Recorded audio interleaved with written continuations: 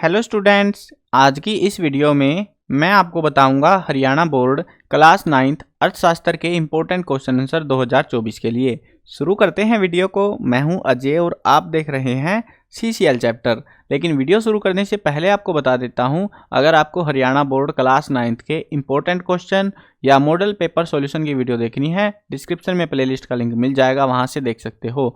उसके अलावा आपको एक वेबसाइट बता देता हूं, गूगल पर जाकर सर्च कर लेना cclchapter.com।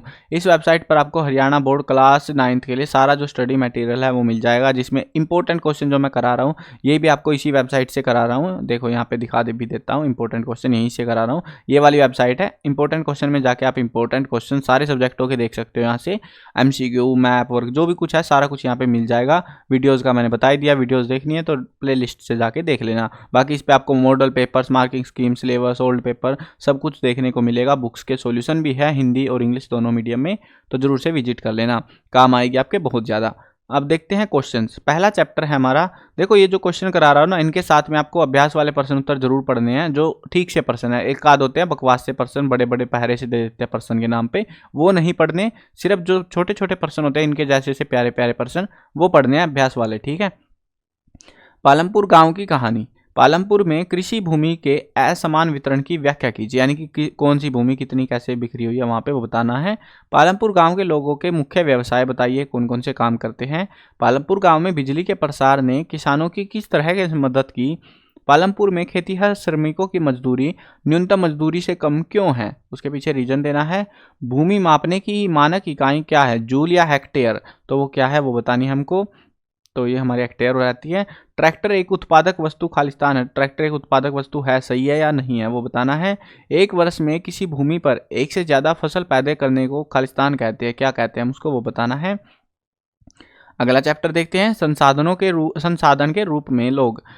संसाधन के रूप में लोग, इससे जो पाठ का नाम है इससे आप क्या समझते हैं। मानव पूंजी क्या है, मानव पूंजी निर्माण क्यों आवश्यक है। मानव पूंजी निर्माण में शिक्षा की क्या भूमिका रहती है। आर्थिक और गैर आर्थिक क्रियाओं में अंतर स्पष्ट करना है। उत्पादन के कारक कौन कौन से हैं।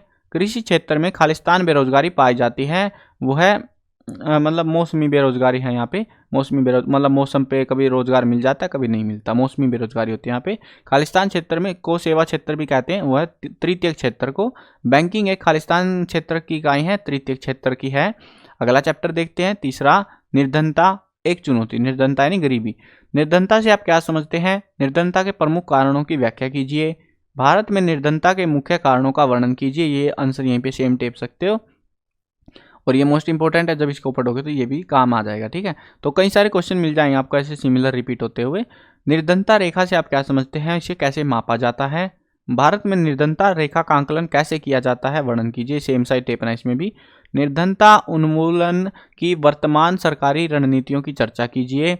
भारत में निर्धनता की भावी चुनौतियों का वर्णन कीजिए।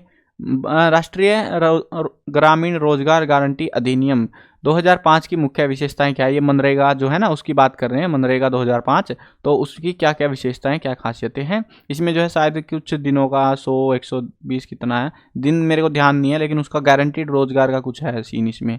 निर्धनता रेखा को कैलोरी मापदंड के से माना जाता है, सत्य या असत्य बताना है। निर्धनता रेखा खालिस्तान का माप करती है, गरीबी का कि बेरोजगारी का।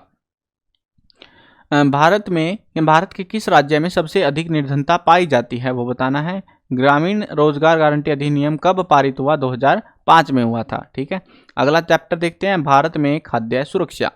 खाद्य और संबंधित वस्तुओं को उपलब्ध कराने में सहकारी समितियों की भूमिका पर नोट लिखना है। खाद्य सुरक्षा से आप क्या समझते हैं, संक्षेप में लिखिए। खाद्य सुरक्षा क्यों जरूरी है। PDS का क्या अर्थ है, पब्लिक डिस्ट्रीब्यूशन सिस्टम होता है ये, यानी कि जो वो मिलता है ना गांव में राशन मिलता है, जो कोटा मिलता है वहाँ पे, तो उसको PDS कहा जाता है। सरकार जो है राशन बांटती है। सार्वजनिक वितरण प्रणाली क्या है, ये PDS जो है ना उसको हिंदी में सार्वजनिक वितरण प्रणाली कहते हैं, इंग्लिश में PDS कहते हैं, पब्लिक डिस्ट्रीब्यूशन सिस्टम, हिंदी में कहते हैं सार्वजनिक वितरण प्रणाली, दोनों सेम ही रहेंगे। अन्नपूर्णा योजना, ये योजना कब लागू की गई थी वो बतानी है हमको, 2000 में या 2001 में, इनमें से चूज करना है, ठीक है। तो ये थे आपके इंपॉर्टेंट क्वेश्चन। बाकी जो बुक्स हैं उनके, क्योंकि देखो आपको बता देता हूँ, आपकी जो है ना मार्किंग स्कीम की मैंने वीडियो बना रखी है, उसको देख लेना एक बार उस डिस्क्रिप्शन के लिंक से। उसमें आपको पता लग जाएगा। इकोनॉमिक्स की बुक तो आती है कम नंबर की, ठीक है, कुछ बुक्स हिस्ट्री की हो गई, पॉलिटिकल की, कुछ बुक्स ज़्यादा नंबर की आती है, कुछ कम नंबर की आती है। ये चीज़ आपको पता होनी चाहिए, कहीं तुम छोटी बुक के चक्कर में इसको रटते रहो। आसान आएगा पेपर, पेपर की ज़्यादा टेंशन मत लेना तुम लोग, पेपर आसान आएगा, बस ठीक ठाक भी पढ़ के जाओगे अच्छा सा, मतलब टेक्सचुअल क्वेश्चन जो इंपॉर्टेंट क्वेश्चन मैंने कराए हैं, तो आपका पेपर इजी ही लगेगा, आपको हार्ड पेपर नहीं लगेगा फिर, ठीक है। बाकी आपके ऊपर आप कितना पढ़ते हो कितना नहीं पढ़ते हो। और हाँ, अगर चैनल पर नए हो तो चैनल को सब्सक्राइब कर लेना, ताकि आपको जो भी वीडियोज़ हम आपके लिए बनाएं आपको टाइम से मिलती रहे। मिलते हैं नई वीडियो में, बाय बाय।